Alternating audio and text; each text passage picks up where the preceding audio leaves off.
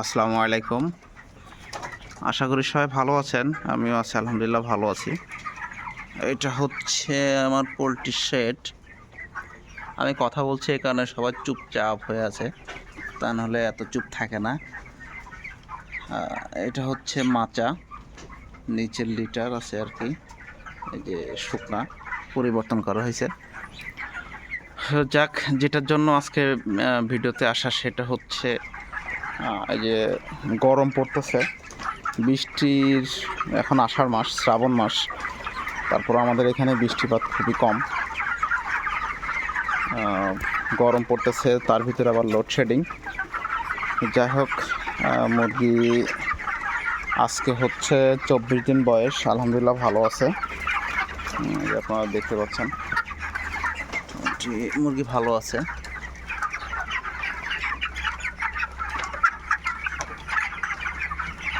হ্যাঁ, একটু গরম পড়তেছে, আবার ফ্যান চালাবো সেটারও লাইন নাই, বিদ্যুৎ নাই। ফ্যান আছে এখানে। আর আমার তো ফার্মের এই পাশেই পুকুর, বড় আছে, ফাঁকা আছে, মাঠ আছে, বাতাস আছে মোটামুটি। তারপরও অনেক মুরগি তো বড় হয়েছে, গরম লাগতেছে, আমি নিজেও ঘেমে যাচ্ছি। যে মুরগিদের দেখে আপনারা দেখেন। তো যাই হোক, যেটার জন্য কথা সেটা হচ্ছে, আপনারা যদি খেয়াল করেন দেখেন যে আমি পাত্রগুলো বেঁধে দিছি, যেহেতু কারেন্টও নাই, আবার গরমও পড়তেছে। তো এখন যদি খাই তাহলে মুরগি স্টক করার সম্ভাবনা বেশি থাকে। আমি কিন্তু খাবার পাত্র ম্যাক্সিমাম বেঁধে দিয়েছি, ম্যাক্সিমাম না, প্রায় সবই বেঁধে রাখছি। এই দুইটাও বাঁধবো, এখনও বাঁধা হয় নাই।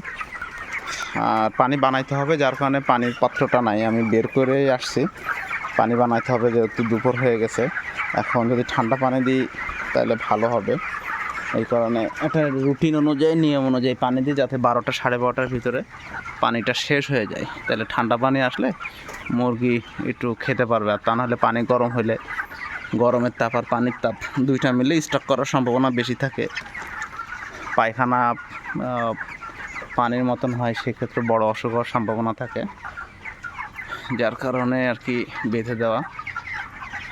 ভালো আছে আলহামদুলিল্লাহ, সবগুলো ভালো আছে। আমি কিন্তু সব খাবারের পাত্রগুলো এভাবে বেঁধে রাখছি, সবগুলো বেঁধে রাখছি। এটা বিদ্যুৎ আসলে বা সূর্যের তাপ কমলে দিব। এখন ধরেন প্রায় 12টা প্লাস, 12:30 বাজে। 3টার পরে ছাড়বো ইনশাল্লাহ, 3টা 3:30 এমন। আর যদি অবস্থা ভালো দেখি, গরমের তাপ কমছে, তাহলে মনে করেন 2টা 2:30টার দিকেই খুলে দিব। খাবার দিব, এখন কিন্তু খাবার নাই, আবার অনেক পাত্রে খাবার আছে, আপনার একটু দেখাই।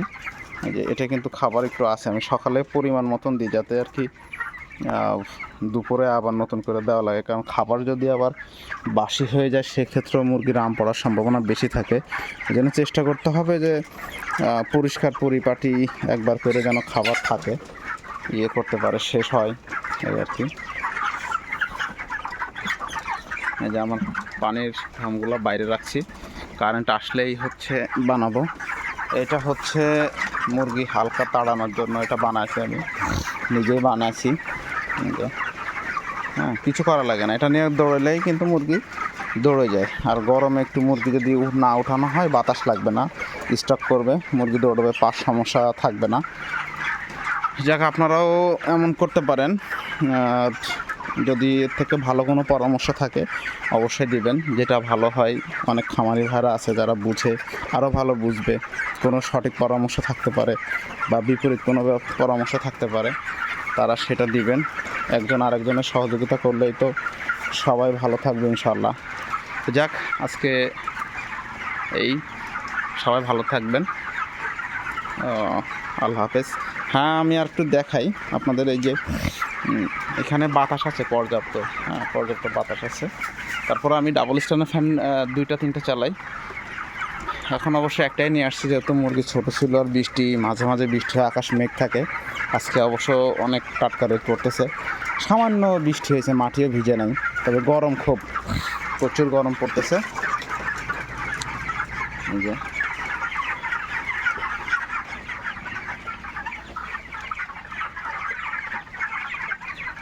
সবগুলা খাবারের পাত্র বেঁধে রাখছি। আর যে যাক, সবাই ভালো থাকবেন, কথা বাড়াচ্ছি না, আবার দেখা হবে ইনশাল্লাহ, কথা হবে। আর অবশ্যই পরামর্শ দিবেন, কমেন্টস করবেন ইনশাল্লাহ। তো ভালো থাকেন, আল্লাহ হাফেজ, আসসালামু আলাইকুম।